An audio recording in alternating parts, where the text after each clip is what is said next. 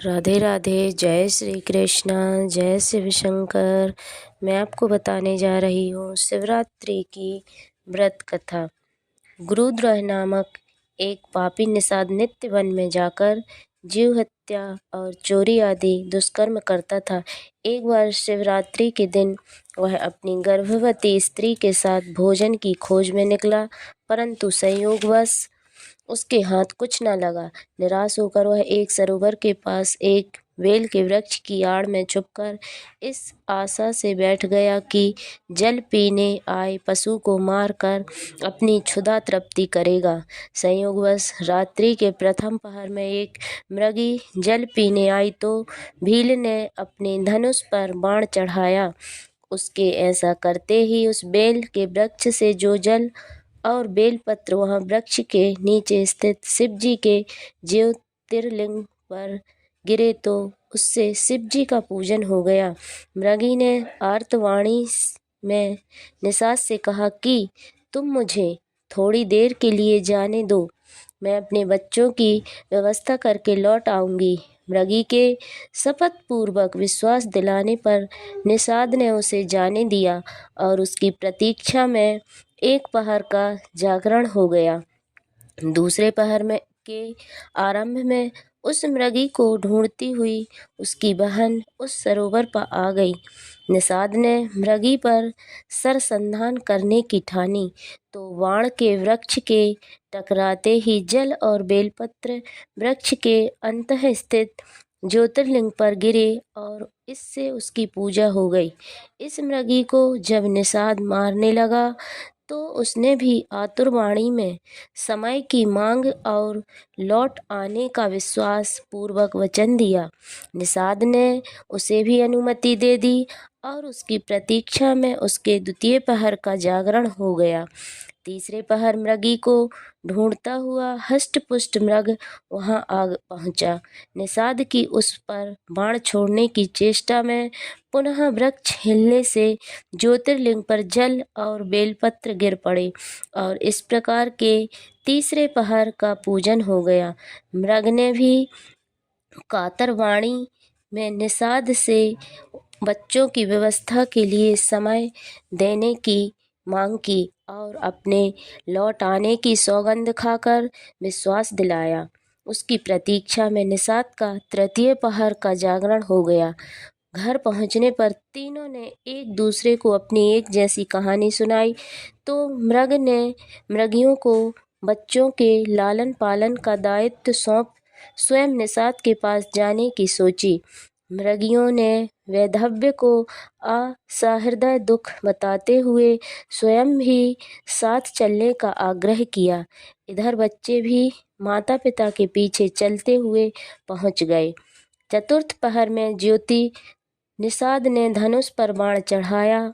उसकी इस चेष्टा से स्वतः ही जल और बेलपत्र शिवजी पर चढ़ने से चतुर्थ पूजा हो गई। इससे निषाद का पाप भस्म हो गया और उसे ज्ञानोदय हुआ, जिसके फलस्वरूप मृगी की सत्यनिष्ठा, वचनबद्धता तथा परोपकार परायणता को देखकर उसने मृगी की प्रशंसा करते हुए उन्हें मुक्त कर दिया। निषाद के इस जागरण पर प्रसन्न होकर शिवजी प्रकट हो गए और उससे वर मांगने का अनुरोध करने लगे।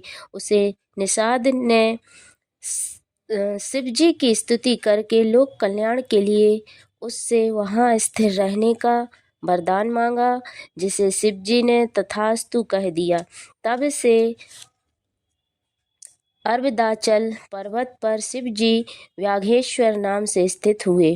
इस प्रकार शिवरात्रि को ज्ञान अज्ञान से किया गया जागरण और पूजन साक्षात शिव जी का स्वरूप दर्शन कराता है। शिव जी के सब दिव्य ज्योतिर्लिंगों का परिचय